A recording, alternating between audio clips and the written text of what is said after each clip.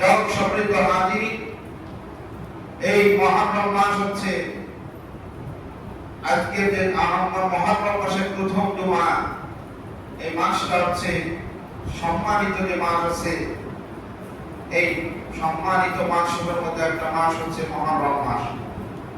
আর 12টি যে মাস, এটা আল্লাহ তাআলা দুনিয়া বা আসমান জমিন সৃষ্টির সময় থেকে আল্লাহ তাআলার মাস ছিল 12 মাস। আল্লাহ তাআলা পবিত্র কোরআনুল কারীমের মধ্যে বলেন, ইন্না ইদ্দাতাশ শুহুরি ইনদাল্লাহ ইসনা আশারা শাহরান ফি কিতাবিল্লাহি ইয়াওমা খালাকাস সামাওয়াতি ওয়াল আরদা মিনহা আরবাতুন হুরুম। সূরা বাকারা 36 নম্বর আয়াতে আল্লাহ তাআলা বলেন যে আসমান জমিনের সৃষ্টি থেকে আল্লাহর বিধানে মাস ছিল 12টি।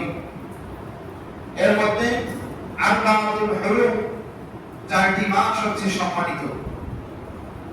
4টি মাস হলো মুহররম, জিলহজ আর রজব মাস। কেন এই 4টি মাস সম্মানিত? কারণ জাহিলি যুগ থেকে আরবেরা, আমরা জানি, ওরা সব সময় হাঙ্গামা মারামারি গালাগালিতে তারা নিমজ্জিত ছিল। কিন্তু জাহিলি যুগেও তারা এই মাসে 4 মাসে তারা কখনো যুদ্ধ করতেন না, হানাহানি মারামারি এগুলো করতেন না। তারপরে এই 4 মাস ছিল সম্মানিত। মুহররম মাসের জন্য, যেহেতু এই মাসে হাজিরা হজ করে ফিরে আসে, কেউ বলেছেন এই জন্য সম্মানিত। আবার কেউ বলেছেন যে হযরত মূসা আলাইহিস সালাম ফিরাউনের বাহিনী থেকে রক্ষা পেয়েছেন, তার কারণে এই মাসটা সম্মানিত। আর জিলহজ মাস কেন সম্মানিত? এজন্য সম্মানিত, জিলহজ মাসটা হচ্ছে হজের প্রস্তুতির একটা মাস। এই কারণে জিলহজ মাসটা সম্মানিত। জিলহজ মাস সম্মানিত হওয়ার কারণ হলো এই মাসে ইব্রাহিম আলাইহিস সালাম এবং তার সন্তানকে ইসমাঈল আলাইহিস কুরবানি দিয়েছিলেন। মানুষ পশুকে উৎসর্গ করে, বা ইব্রাহিম আলাইহিস সালাম তার মনের কুরবানি করেছিলেন।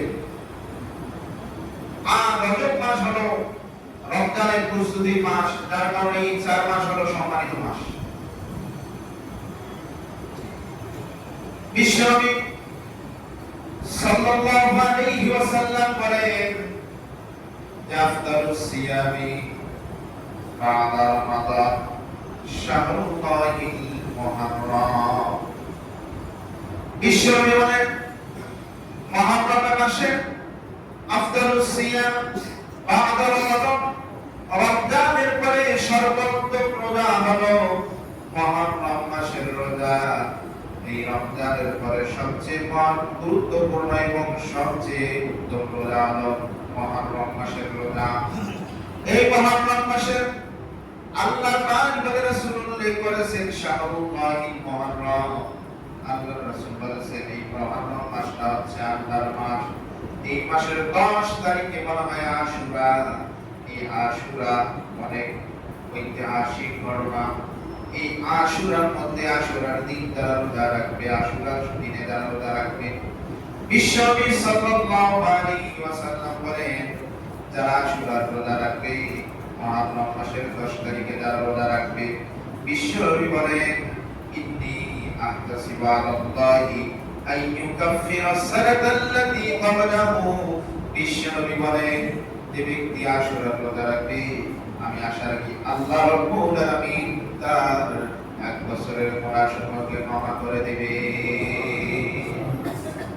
তাহলে এই মুহররম মাসের 10 তারিখে আশুরা, এই আশুরার মধ্যে রোজা রাখা, যদি কোনো ব্যক্তি যদি আশুরার দিন রোজা রাখে, আল্লাহ পূর্ববর্তী 1 বছরের পূর্বে তার 1 বছরের গুনাহকে আল্লাহ তাআলা ক্ষমা করে দিবেন।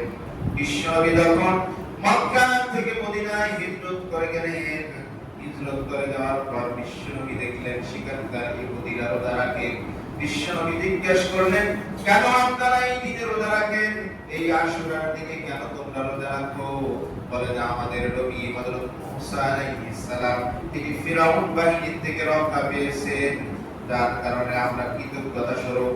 আর এই 10 তারিখে ফিরাউন বাহিনীকে আল্লাহ তাআলা সমুদ্রে নিমজ্জিত করে রেখেছিলেন। পৃথিবীতে ধ্বংস করে দিয়েছে। যার কারণে আমরা কৃতজ্ঞতা স্বরূপ আল্লাহ তাআলার কাছে আমরা এই দিনে আসরের দিনে আমরা রোজা রাখি। তখন বিশ্বনবী বললেন, যেহেতু মুসা আলাইহিস সালাম হলো আমাদের নবী, সেহেতু আমরা হক রোজা রাখার হকদার আমাদের বেশি। যার কারণে বিশ্বনবী ওই দিনে নিজেই রোজা রাখলেন এবং সাহাবীদেরকে নির্দেশ দিলেন এই দিনে রোজা রাখার জন্য।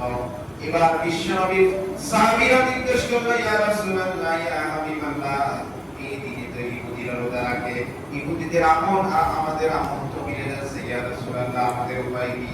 বিশ্বনবী বললেন, আগামী বছর যদি বেঁচে থাকি তাহলে আমরা 10-এর সঙ্গে 1 যোগ করে আমরা 2 দিন রোজা রাখবো, যাতে আমাদের আমল কখনো ইহুদি খ্রিস্টানদের আমলের সঙ্গে মিলে না যায়।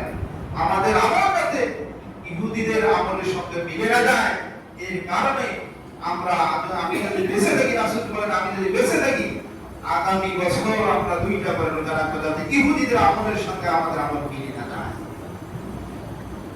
সম্মানিত হাজিরিন,